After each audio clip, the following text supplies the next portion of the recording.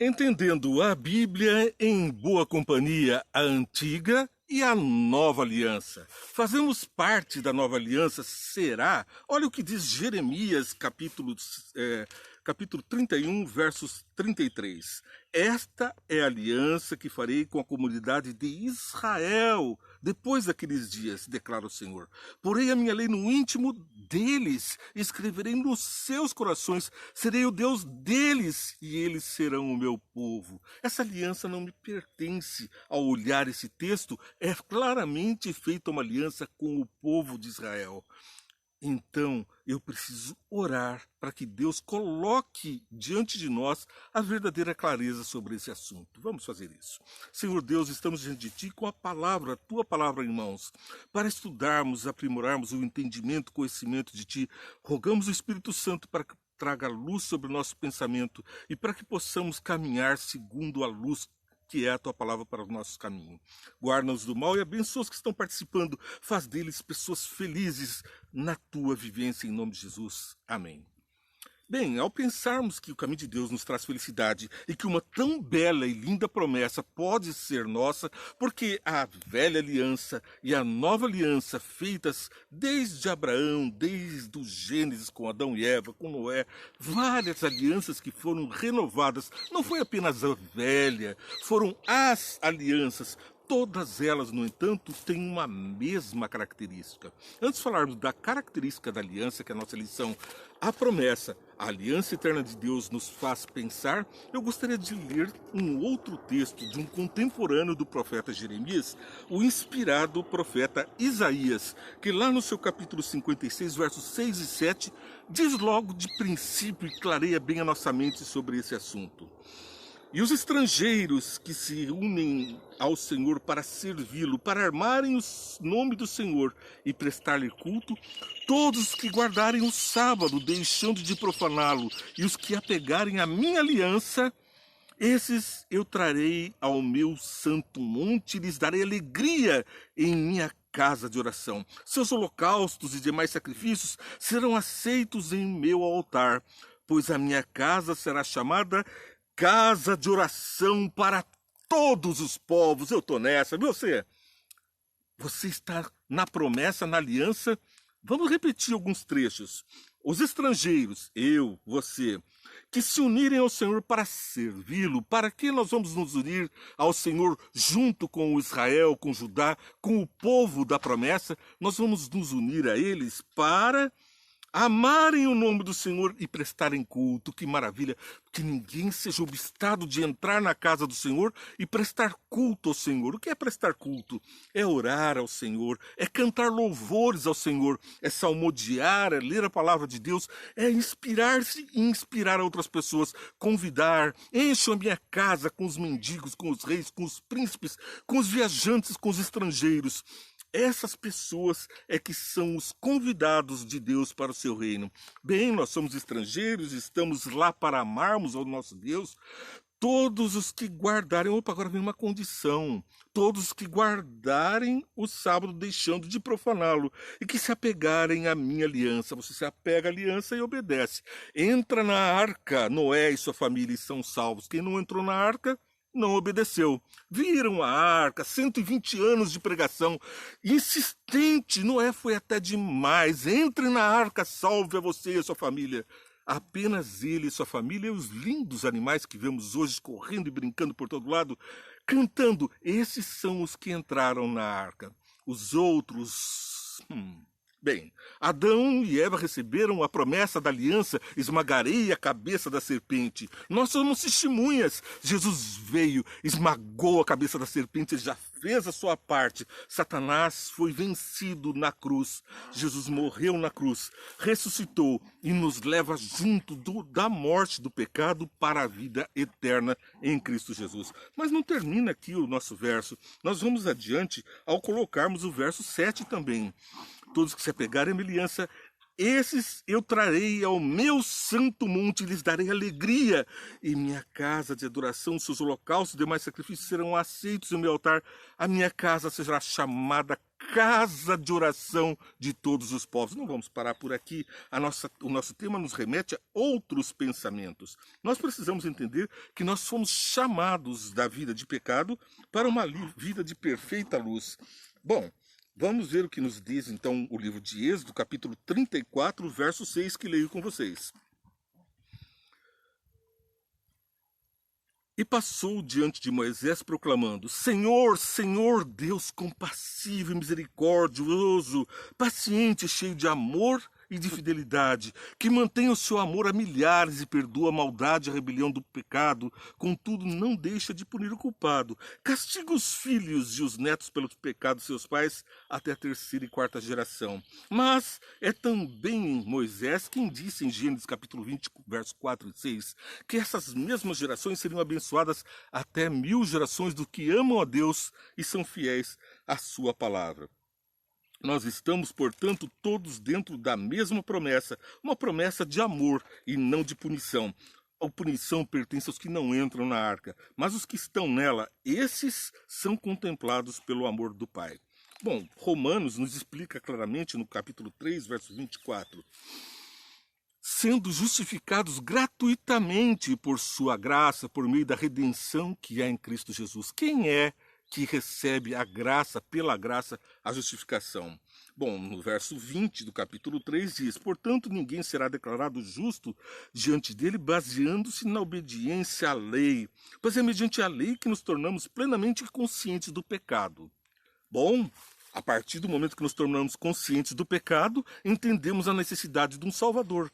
Quem não tem lei, não tem pecado, não precisa de Salvador. Glória a Jesus, o nosso Salvador, que nos livrou do mundo do pecado. Mas agora se manifestou uma justiça que provém de Deus, dependente da lei, da qual testemunham a lei e os profetas. É Paulo falando claramente em Romanos capítulo 3, verso 21, e sigo para o verso 22. Justiça de Deus mediante a fé em Jesus Cristo para todos os que creem. Não há distinção, pois todos pecaram e estão destituídos da glória de Deus. O destituídos aqui nos remete a Gênesis capítulo 3, verso 10, que lemos anteriormente. Bem, sendo justificados da glória de Deus, sendo justificados gratuitamente por sua graça, por meio de redenção que há em Cristo Jesus. E o verso 25. Deus ofereceu como sacrifício para apropriação mediante a fé. Portanto, a fé, a graça, o amor de Deus por nós, a relação, o relacionamento que ele reconquistou pela cruz, ele nos coloca de novo, porque o nosso pecado é que faz separação entre mim e vós, diz a palavra de Deus. Mas aqui Cristo reconcilia a humanidade com Deus. A sua justiça, a sua tolerância, os bichinhos estão agitados aqui hoje. A sua justiça e a sua tolerância, Deus ofereceu como sacrifício para propiciação mediante a fé, pelo seu sangue, demonstrando a sua justiça e sua tolerância. Havia deixado impunes os pecados anteriormente cometidos. Isso quer dizer que Deus, que disse: não coma do fruto, porque no dia em que comerdes certamente morrerás, foi tolerante, longânimo. Por amor, ele permaneceu silente quanto à punição até a cruz. Na cruz, ele conquistou a vitória sobre o mal, conquistou a vitória sobre Satanás, e agora ele pode nos dar, pela graça, de graça, a salvação. Mas não foi barato, custou a vida do nosso Salvador. Mas, no presente, demonstrou a sua justiça, a fim de ser justo e justificador daqueles que têm fé em Jesus. Jesus, Deus, portanto, tem que ser justo. Ele não pode simplesmente dizer perdoados se são os teus pecados sem pagar na cruz. Mas que pecados? Nós vamos ver um resumo do que coloquei aqui. Bom, graça, por que graça? Porque precisamos da graça? Onde abundou o pecado, superabundou a graça, diz Paulo. Ah, o pecado. Que é pecado? Violação da lei. Todos pecaram, estão destituídos da glória de Deus. Portanto, nós, pela lei, conhecemos que somos pecadores. Sabemos que mentimos. E a lei que está em nosso coração e também na tábua de pedra, na Bíblia, escrita pelo próprio dedo de Deus e entregue a Moisés para nós, recitada pela voz de Deus para todo o povo. Agora ele colocou no nosso coração. Todos sabemos que é errado mentir, mas quando nos mentimos, imediatamente a lei é colocada diante de nós. Não mentirás, não roubarás, não adulterarás, não dirás falso testemunho contra o teu próximo, não cobiçarás a casa do teu próximo.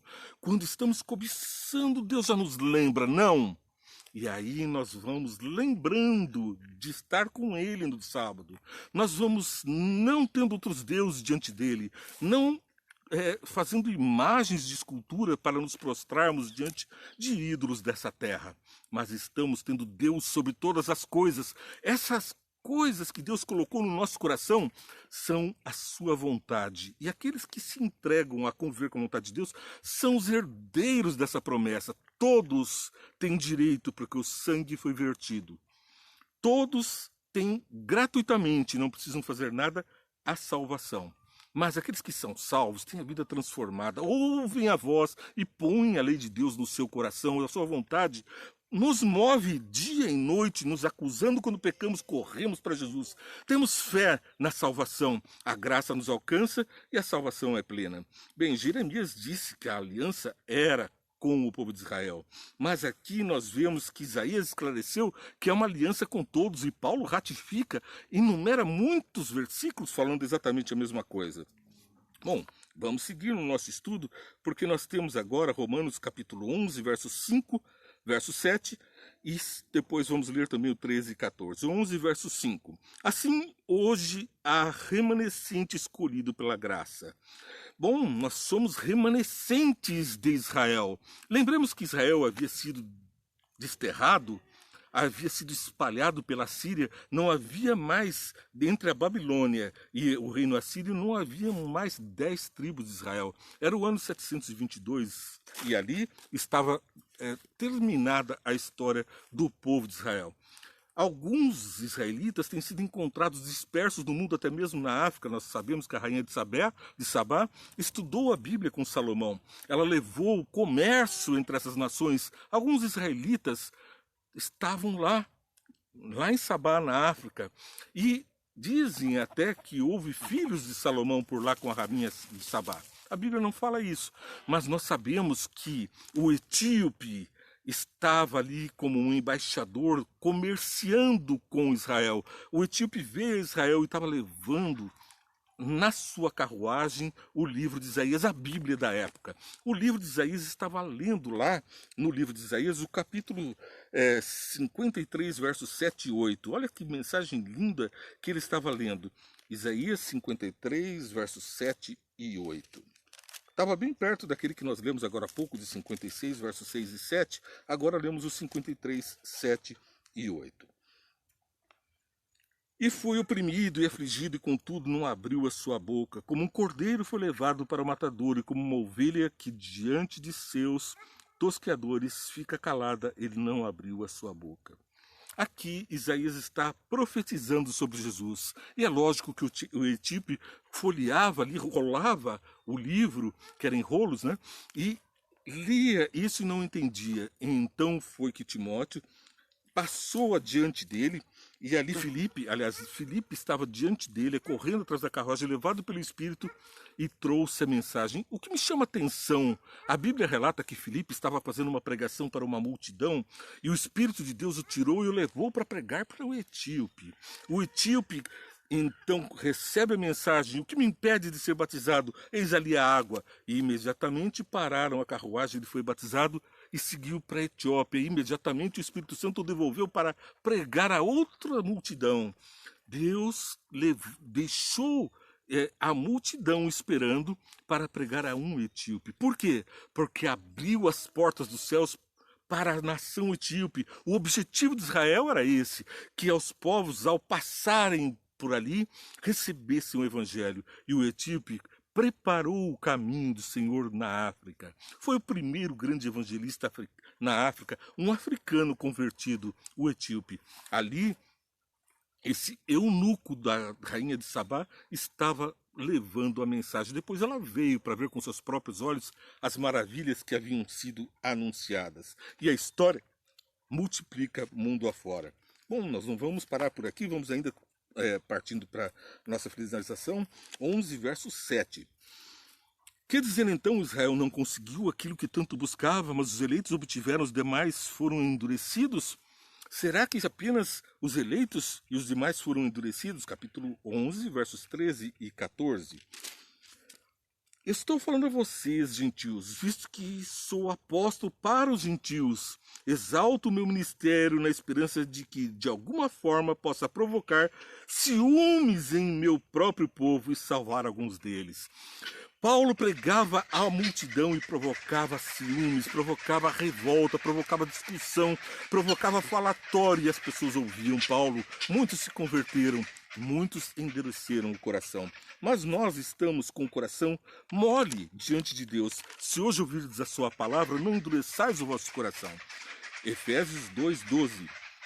Veja o que diz Efésios 2:12. Naquela época vocês estavam sem Cristo, separados da comunidade de Israel, sendo estrangeiros quanto às alianças da promessa, sem esperança e sem Deus no mundo. Mas agora, em Cristo Jesus, vocês que antes estavam longe foram aproximados mediante o sangue de Cristo. Nós somos sangue de Cristo, nós somos sangue de Abraão, nós somos herdeiros consanguíneos da promessa. Nós não fomos adotados, nós somos herança legítima de Deus na terra.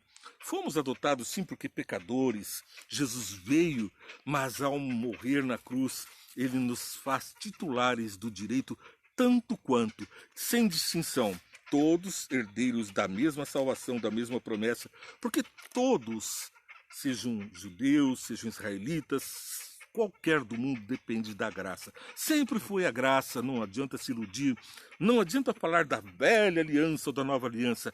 O mesmo Deus nos salva pela graça mediante a fé no sacrifício de Jesus. E é esse sacrifício que nos convence do pecado e do juízo, e optamos por estarmos com o coração limpo diante de Deus. A lei nos mostra onde erramos, o caminho a seguir, e a graça nos enche do Espírito para esse poder. Hebreus capítulo 9, verso 15, deixou clara essa missão. Mas nós seguimos ainda, pois temos mais um trecho que eu acho muito importante, Isaías 53, versos 7 e 8. Ele foi oprimido e afligido e contudo não abriu a sua boca. É o nosso Jesus. Ele foi afligido e oprimido, mas não se queixou. Quantas vezes nós estamos nos queixando por pequenas coisas nessa terra? Ele foi como uma ovelha calada, tosquiada, e ali ele pagou o preço pelo nosso pecado. Estamos berrando aqui num mundo de pecado, mas Cristo em silêncio pagou por mim e pagou por você. Bom, ao estudarmos a palavra de Deus, vamos nos enchendo de esperança a cada letra, a cada palavra. Por quê?